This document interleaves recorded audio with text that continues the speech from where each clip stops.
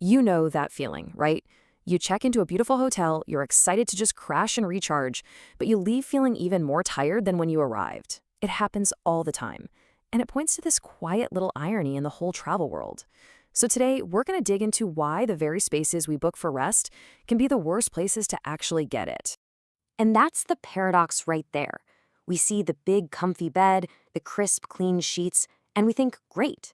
But our brain, our biology, it's picking up on a completely different set of signals, these invisible forces that are quietly sabotaging our sleep. And trust me, this is a problem that is way more common than you might think. 80%. That's a huge number. Up to 80% of us have a tough time sleeping when we're not in our own bed. And it's not just about a lumpy pillow. It's this deep, complex clash between our ancient survival brain and the modern world we live in. The problem, as it turns out, really starts inside our own heads.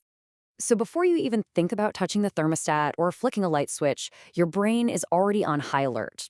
It's an old evolutionary defense system that, was super useful for keeping us safe from predators, but it doesn't do us any favors in a modern hotel room.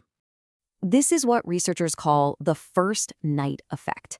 And honestly, it's probably the single biggest reason why that first night of a trip can be so rough. Your brain just goes into this state of hypervigilance anytime it's in a new place. Just think about it like this. One half of your brain refuses to fully clock out for the night. It's basically on security duty. It stays more sensitive to sounds, more aware of any potential threats, just in case.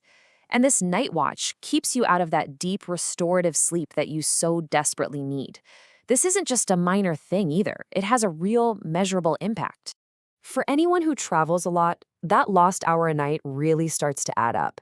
It leads to fatigue, it messes with your focus, the whole deal. Now, smart travelers have found ways to signal safety to their brains, and we'll get to that. But first, we need to understand the things in the room itself that are making it even worse.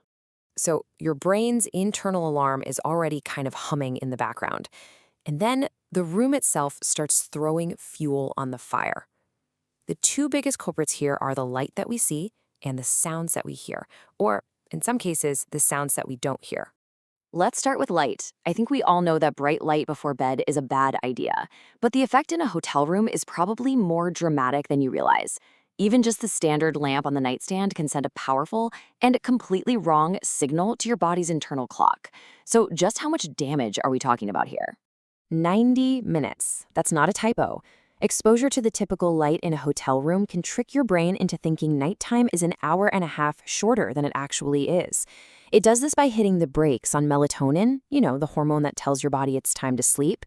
And it turns out, not all light is the same. Most hotels use that bright, cool, blue-toned light. It's great if you have to get some work done, but it's just awful for sleep. It's basically shouting, wake up at your brain when it's 10 o'clock at night. On the flip side, wellness travelers look for warm, dimmable lights. They create an environment that whispers, it's time to rest. Okay, so that's our eyes. Let's move on to our ears. Now here's the interesting thing about sound. The real problem isn't volume. It's all about consistency. Our brains are actually amazing at tuning out a constant, steady background noise. But a sudden, unexpected sound, that's what jolts us awake. And weirdly enough, a very quiet room can make this problem so much worse. Your average hotel room is pretty quiet, but that deep silence creates what you could call a blank canvas. So when a door slams down the hall, or you hear the ding of the elevator, that sound just pierces through the quiet, and it feels a lot more startling. So the goal isn't perfect silence, it's a stable, predictable soundscape. Okay, so we've talked about light and sound, but what about the actual physical stuff in the room? The things you can see and touch? Well, from the clutter on the desk to the mattress itself, these can be major sleep saboteurs. Think about it. A cluttered room with your suitcase exploded everywhere, it just sends a low-grade signal of stress to your brain. That one-size-fits-all mattress probably doesn't give your body the support it actually needs. And get this, even those fancy high-thread count sheets can be a problem. They sound luxurious, but if they're too dense, they trap heat and mess with your body's ability to cool down for sleep. So we've laid out the problems, right? Our brain's ancient wiring, the light, the sound, the physical space. It can feel a little overwhelming. But here's the good news. We can do something about it. So let's look at the solutions. How do wellness-focused travelers take back control and turn a generic hotel room into a real sleep sanctuary? It all boils down to a really clear, intentional strategy.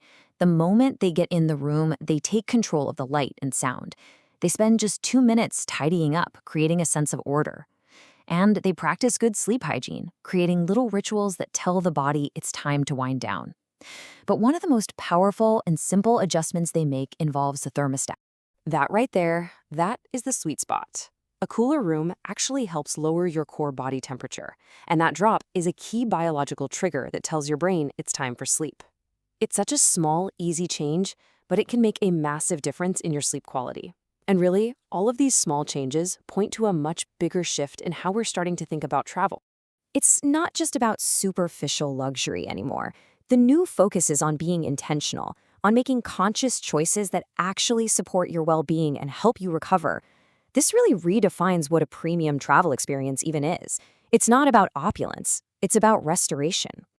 So the next time you're on the road, just remember, you have the power to shape your environment. When you understand these quiet disruptors, you can start to reclaim your rest. Because true luxury isn't something you see with your eyes. It's something you feel in your bones when you wake up refreshed, restored, and actually ready for the day ahead.